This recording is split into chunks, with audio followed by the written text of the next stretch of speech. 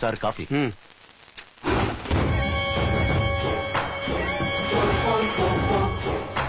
ನಮಸ್ಕಾರ ಸರ್.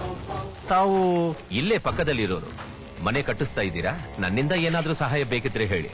ಬನ್ನಿ ಕೂತ್ಕೊಳ್ಳಿ. ಓ ಥ್ಯಾಂಕ್ ಯು. ಅಕ್ಕಪಕ್ಕದಲ್ಲಿ ಇಷ್ಟು ಒಳ್ಳೆಯವರು ಇದೀರಲ್ಲ. ಓಹ್, ನಿಮ್ ಸ್ವಂತೂರು? ಮೈಸೂರು, ಆದ್ರೆ ಅಮೆರಿಕಾಲ್ ಸೆಟ್ಲ್ ಆಗಿದ್ದೀನಿ.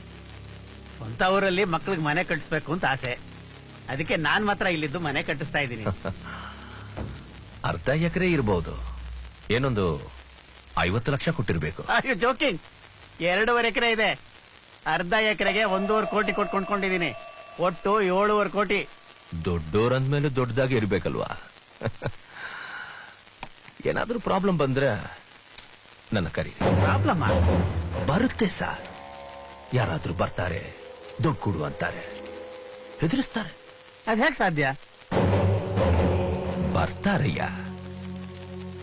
ಯಾರು ಬರಕ್ ಸಾಧ್ಯ? ಬರ್ತಾರೆ ಸಾರ್. ಯಾರು ಬರ್ತಾರೆ? ಆರುಮುಖ ನಾನೇ ಬರ್ತೀನಿ. ದುಡ್ಡು ಕೊಡು ಅಂತ ನಾನೇ ಕೇಳ್ತೀನಿ. ಯಾಕೆ ಒಂಥರ ಮಾತಾಡ್ತಾ ಇದ್ದೀರಲ್ಲ? ಮುಚ್ಕೊಂಡು ನಾಳೆ 50 ಲಕ್ಷ ಕಳಿಸ್ಕೊಡು. ನಿನ್ನ ಹತ್ರ ಯಾರು ಬರಲ್ಲ, ಯಾವ ತೊಂದರೆನೂ ಕೊಡಲ್ಲ. ನೀವ್ ಈ ತರ ಎಲ್ಲ ಮಾತಾಡಿದ್ರೆ ಪೊಲೀಸ್ ಒಂದು ಕರಿಬೇಕಾಗುತ್ತೆ.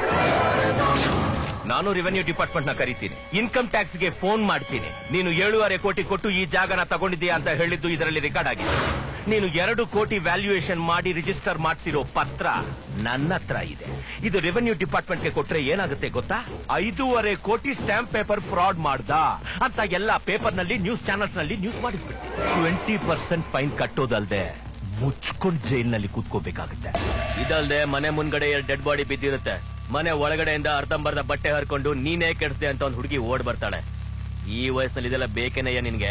ನಾಳೆ ಬೆಳಿಗ್ಗೆ ಬಿಸಿ ಬಿಸಿ ಕಾಫಿ ಕುಡಿಯೋಕ್ ಮುಂಚೆ ಪೇಪರ್ ನೋಡು.